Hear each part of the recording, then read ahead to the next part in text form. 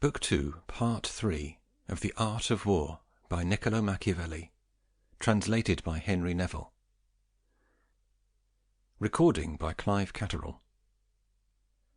Book 2, Part 3. I say to you, therefore, that it is more important than anything to have soldiers who know how to form themselves quickly, and it is necessary in holding them in these companies to train them thoroughly, and have them proceed bravely forward or backward, to pass through difficult places without disturbing the order. For the soldiers who know how to do this well are experienced soldiers, and although they may have never met the enemy face to face, they can be called seasoned soldiers. And, on the contrary, those who do not know how to maintain this order, even if they have been in 1,000 wars, ought always to be considered as new soldiers. This applies in forming them when they are marching in small files, but if they are formed and then become broken because of some accident that results either from the location or from the enemy, to reorganize themselves immediately is the important and difficult thing, in which much training and practice is needed, and in which the ancients placed much emphasis. It is necessary, therefore, to do two things. First, to have many countersigns in the company. The other, always to keep this arrangement, that the same infantry always remain in the same file. For instance, if one is commanded to be in the second file, he will afterwards always stay there, and not only in this same file, but in the same position in the file. It is to be observed, as I have said, how necessary are the great number of countersigns, so that, coming together with other companies, it may be reorganized by its own men. Secondly, that the constable and centurion have tufts of feathers on their headdress, different and recognizable, and, what is more important, to arrange that the heads of 10 be recognized. To which the ancients paid very much attention, that nothing else would do but that they wrote numbers on their bucklers, calling then the first, second, third, fourth, etc. And they were not above content with this, but each soldier had to write on his shield the number of his file, and the number of his place assigned him in that file. The men, therefore, being thus countersigned, and accustomed to stay within these limits, if they should be disorganized, it is easy to reorganize them all quickly. For the flag staying fixed, the centurions and heads of 10 can judge their place by eye, and bring the left from the right, or the right from the left, with the usual distance between.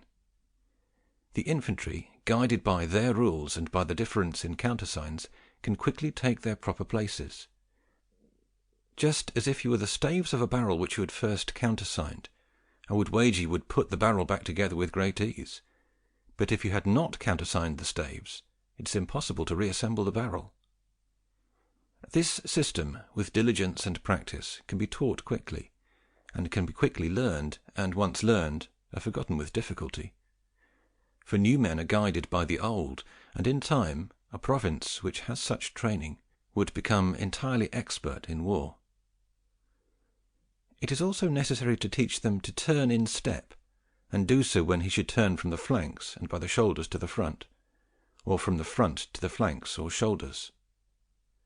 This is very easy, for it is sufficient only that each man turn his body towards the side he is commanded to, and the direction in which they are turned becomes the front. It is true that when they turn by the flank, the ranks which turn go outside their usual area, because there is a small space between the breast to the shoulder, while from one flank to the other there is much space, which is all contrary to the regular formation of the company. Hence care should be used in employing it. But this is more important, and where more practice is needed, is when a company wants to turn entirely, as if it was a solid body. Here great care and practice must be employed, for if it is desired to turn to the left, for instance, it is necessary that the left wing be halted, and those who are closer to the halted one march much slower than those who are on the right wing, and have to run. Otherwise everything would be in confusion. But, as it always happens when an army marches from place to place, that the company is not situated in front, not having to combat at the front, or at the flanks or shoulders, have to move from the flank or shoulder quickly to the front. And when such companies, in such cases, have the space necessary as we indicated above, it is necessary that the pikemen they have on that flank become the front, and the heads of 10 centurions and constables belonging to it relocate to their proper places. Therefore, in wanting to do this, when forming them it is necessary to arrange the 80 files of 5 per file, placing all the pikemen in the first 20 files, and placing 5 of the heads of 10 in front of them, and 5 in the rear. The other 60 files situated behind are all shield-bearers, who total to 300. It should therefore be so arranged that the first and last file of every 100 are heads of 10. The constable with his flag and bugler be in the middle of the first 100 of shield-bearers, and the centurions at the head of every century. Thus arranged, when you want the pikemen to be on the left flank, you have to double them century by century from the right flank. If you want them to be on the right flank, you have to double them from the left. And thus the company turns, with the pikemen on the flank, with the heads of 10 on the front and rear, with the centurions at the front of them, and the constable in the middle. Which formation holds when going forward. But when the enemy comes, and the time for the companies to move from the flanks to the front, it cannot be done unless all the soldiers face towards the flank where the pikemen are, and then the company is turned, with its files and heads, in that manner that was described above. For the centurions being on the outside, and all the men in their places, the centurions quickly enter the ranks without difficulty. But when they are marching frontwards and have to combat in the rear, they must arrange the files so that, in forming the company, the pikes are situated in the rear. And to do this, no other order has to be maintained, except that where, in the formation of the company ordinarily, every century has 5 files of pikemen in front, it now has them behind. But in all other parts, observe the order that I have mentioned. Cosimo said, "You have said, if I remember well, that this method of training is to enable them to form these companies into an army, and that this training serves to enable them to be arranged within it. But if it should occur that these 450 infantry have to operate as a separate party, how would you arrange them?" Fabrizio said, "I will now guide you in judging where he wants to place the pikes, and who should carry them, which is not in any way contrary to the arrangement mentioned above.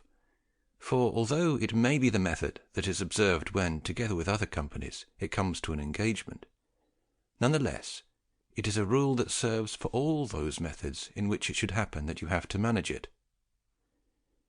But in showing you the other 2 methods for arranging the companies proposed by me, I will also better satisfy your question, for either they are never used, or they are used when the company is alone, and not in the company of others. And to come to the method of forming it with 2 horns or wings, I say that you ought to arrange the 80 files at 5 per file in this way. Place a centurion in the middle, and behind him 25 files that have 2 pikemen each on the left side, and 3 shield-bearers on the right. And after the first 5, in the next 20 heads of 10 be placed, all between the pikemen and shield-bearers, except that those heads who carry pikes stay with the pikemen. Behind these 25 files thusly arranged, another centurion is placed, who has 15 files of shield-bearers behind him. After these, the constable between the flag and the bugler, who also has behind him another 15 files of shield-bearers. The third centurion is placed behind these, and he has 25 files behind him, in each of which are 3 shield-bearers on the left side, and 2 pikemen on the right. And after the first 5 files are 20 heads of 10 placed between the pikemen and the shield-bearers. After these files there is the 4th centurion. If it is desired, therefore, to arrange these files to form a company with 2 horns or wings, the 1st centurion has to be halted with the 25 files which are behind him. The 2nd centurion then has to be moved with the 15 shield-bearers who are on his rear, and turning to the right, and on the right flank of the 25 files, to proceed so far that he comes to the 15 files, and here he halts. After, the constable has to be moved with the 15 files of shield-bearers who are behind, and turning towards the right, over by the right flank of the 15 files which were moved first, marches so that he comes to their front, and here he halts. After, move the 3rd centurion with the 25 files and with the 4th centurion who is behind them, and turning to the right, march by the left flank of the last 15 files of shield-bearers, and he does not halt until he is at the head of them, but continues marching up until the last files of 25 are in line with the files behind. And having done this, the centurion who was the head of the first 15 files of shield-bearers leaves the place where he was, and goes to the hour of the left angle. And thus he will turn a company of 25 solid files, of 20 infantry per file, with 2 wings on each side of his front, and there will remain a space between them, as much as would be occupied by 10 men side by side. The captain will be between the 2 wings, and a centurion in each corner of the wing. There will be 2 files of pikemen, and 20 heads of 10 on each flank. These 2 wings serve to hold between them the artillery, whenever the company has any with it, and the carriages. The veleti have to stay along the flanks beneath the pikemen. But in wanting to bring this wing-formed company into the form of a piazza or plaza, nothing else need be done than to take 8 of the 15 files of 20 per file, and place them between the points of the 2 horns or wings, which then from wings become the rear shoulder of the piazza or plaza. The carriages are kept in this plaza, and the captain and the flag there, but not the artillery, which is put either in the front or along the flanks. These are the methods which can be used by a company when it has to pass by suspicious places by itself. None the less, the solid company, without wings and without the plaza, is best. But in wanting to make safe the disarmed ones, the winged one is necessary. The Swiss also have many forms of companies, among which they form one into the manner of a cross, as in the spaces between the arms they keep their gunners safe from the attacks of the enemy. But since such companies are good in fighting by themselves, and my intention is to show how several companies united together combat with the enemy, I do not belabor myself further in describing it. Cosimo said, "And it appears to me I have very well comprehended the method that ought to be employed in training the men in these companies.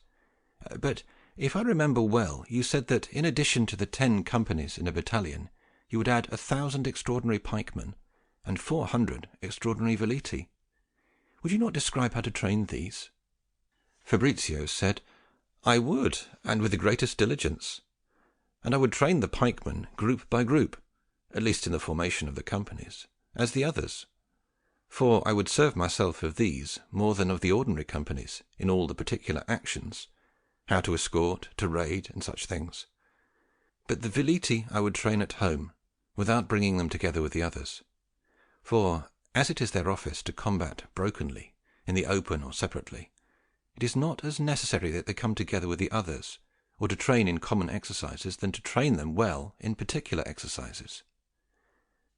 They ought, therefore, as was said in the beginning, and now it appears to me laborious to repeat it, to train their own men in these companies, so that they know how to maintain their ranks, know their places, return there quickly when either the evening or the location disrupts them.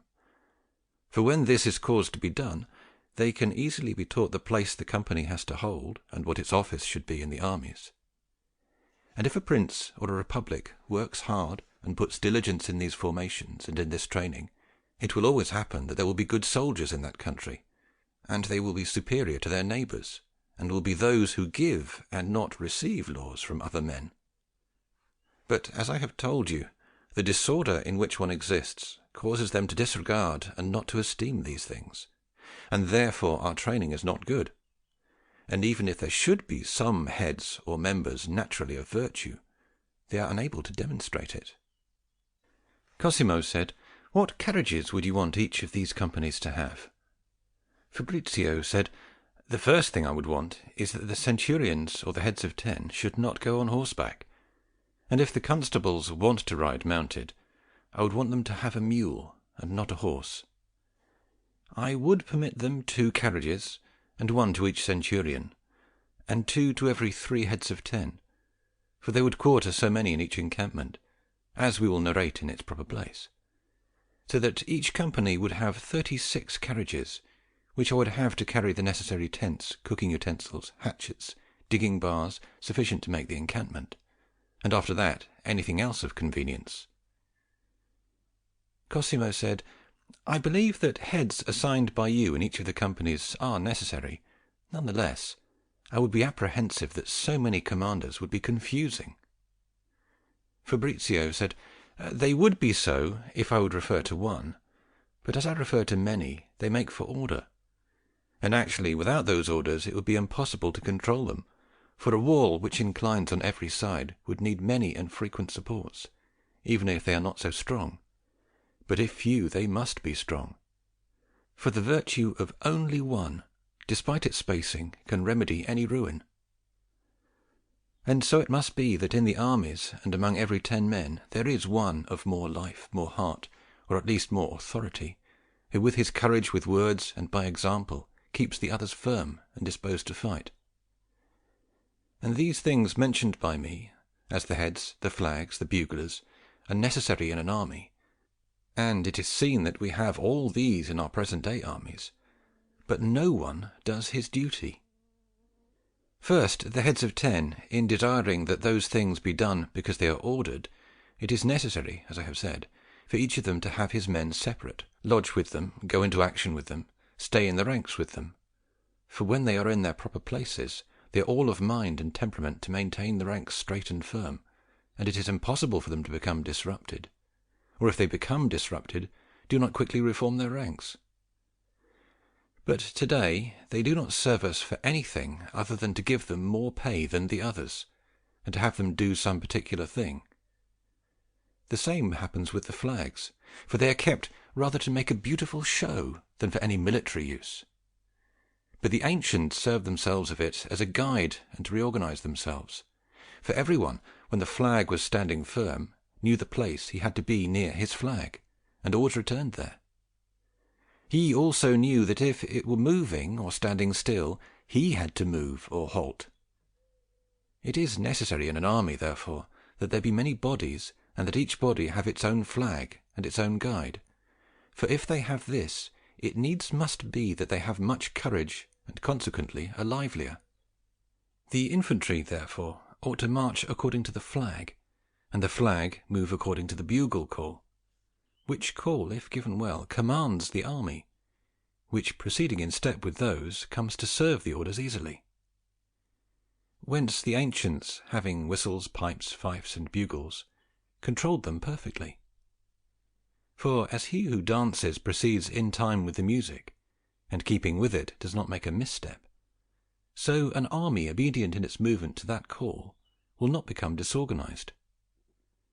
And therefore they varied the calls according as they wanted to enkindle or quiet or firm the spirits of men. And as the sounds were various, so they named them variously. The Doric call brought on constancy, frigio, fury or boldness. Whence they tell that Alexander, being at table, and someone sounding the frigio call, it so excited his spirit that he took up arms. It would be necessary to rediscover all these methods, and if this is difficult, it ought not at least to be totally put aside by those who teach the soldiers to obey, which each one can vary and arrange in his own way, so long as with practice he accustoms the ears of his soldiers to recognize them. But today no benefit is gotten from these sounds in great part other than to make noise.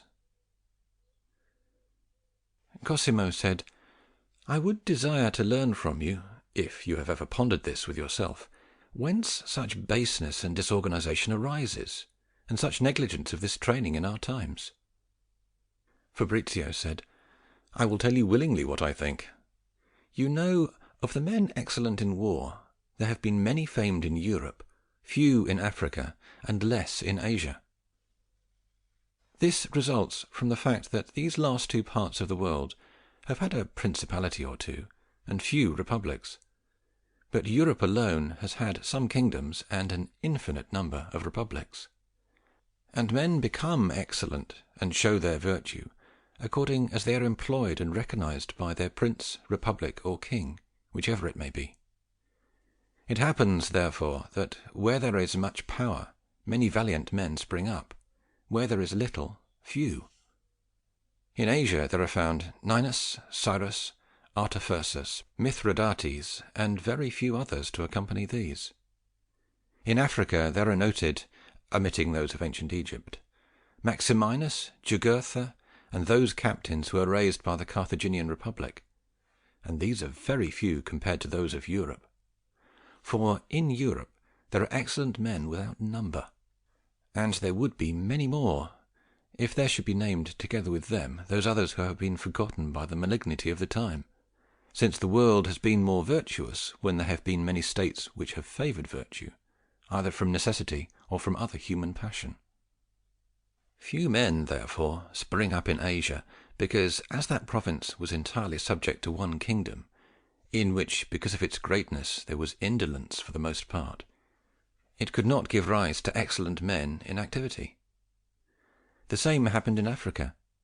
Yet several, with respect to the Carthaginian Republic, did arise. More excellent men come out of republics than from kingdoms, because in the former virtue is honoured much of the time, in the kingdom it is feared. Whence it results that in the former men of virtue are raised, in the latter they are extinguished. Whoever, therefore, considers the part of Europe will find it to have been full of republics and principalities, which, from the fear one had of the other, were constrained to keep alive their military organizations, and honour those who greatly prevailed in them. For in Greece, in addition to the kingdoms of the Macedonians, there were many republics, and many most excellent men arose in each of them. In Italy there were the Romans, the Samnites, the Tuscans, the Cisalpine Gauls. France and Germany were full of republics and princes. Spain the very same. And although in comparison with the Romans very few others were noted, it resulted from the malignity of the writers, who pursued fortune, and to whom it was often enough to honour the victors. For it is not reasonable that among the Samnites and Tuscans, who fought 50 years with the Roman people before they were defeated, many excellent men should not have sprung up. And so likewise in France and Spain. But that virtue which the writers do not commemorate in particular men, they commemorate generally in the peoples, in which they exalt to the stars the obstinacy which existed in them in defending their liberty. It is true, therefore, that where there are many empires, more valiant men spring up, and it follows of necessity that those being extinguished, little by little virtue is extinguished, as there is less reason which causes men to become virtuous. And as the Roman Empire afterwards kept growing, and having extinguished all the republics and principalities of Europe and Africa, and in greater part those of Asia, no other path to virtue was left except Rome. Whence it resulted that men of virtue began to be few in Europe as in Asia, which virtue ultimately came to decline.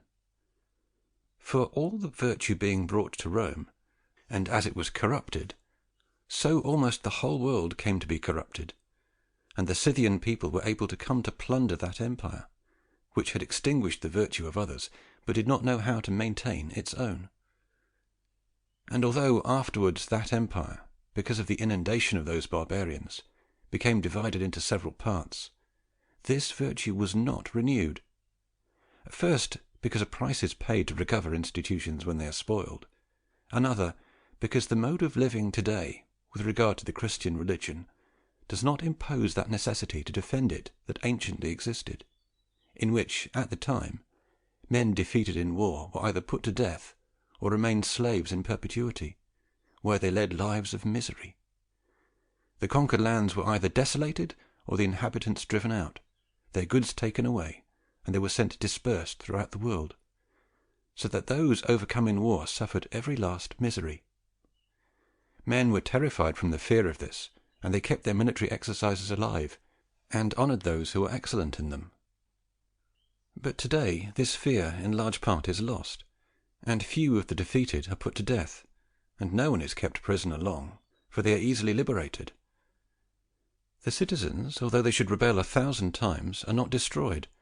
Goods are left to their people, so that the greatest evil that is feared is a ransom, so that men do not want to subject themselves to dangers which they little fear.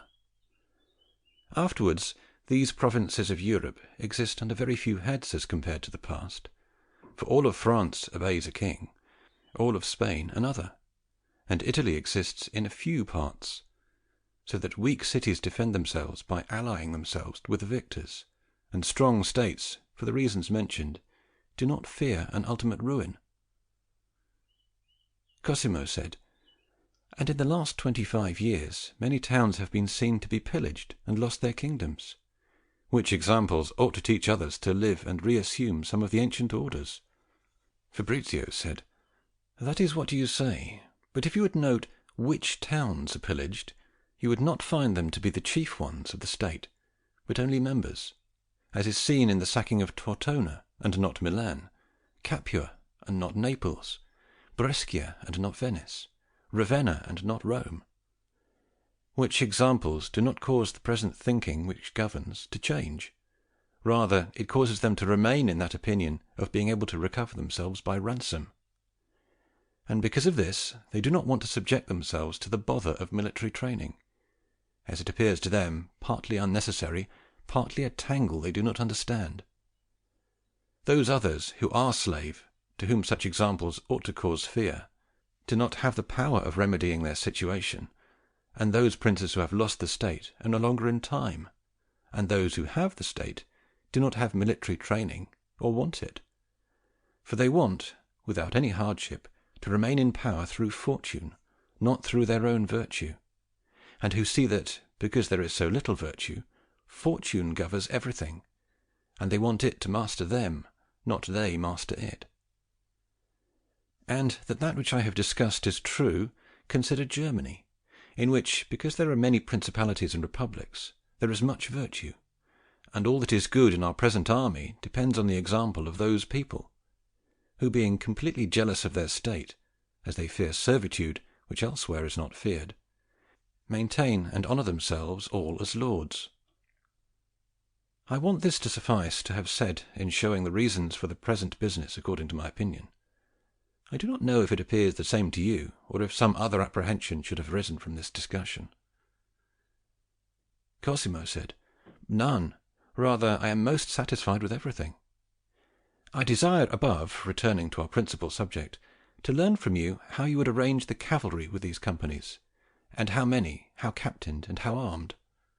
Fabrizio said, "And it, perhaps, appears to you that I have omitted these, at which do not be surprised, for I speak little of them for two reasons. One, because this part of the army is less corrupt than that of the infantry, for it is not stronger than the ancient, it is on a par with it. However, a short while before, the method of training them has been mentioned, and as to arming them, I would arm them as is presently done, both as to the light cavalry as to the men-at-arms. But I would want the light cavalry to be all archers, with some light gunners among them, who, although of little use in other actions of war, are most useful in terrifying the peasants, and place them above a pass that is to be guarded by them, for one gunner causes more fear to the enemy than 20 other armed men.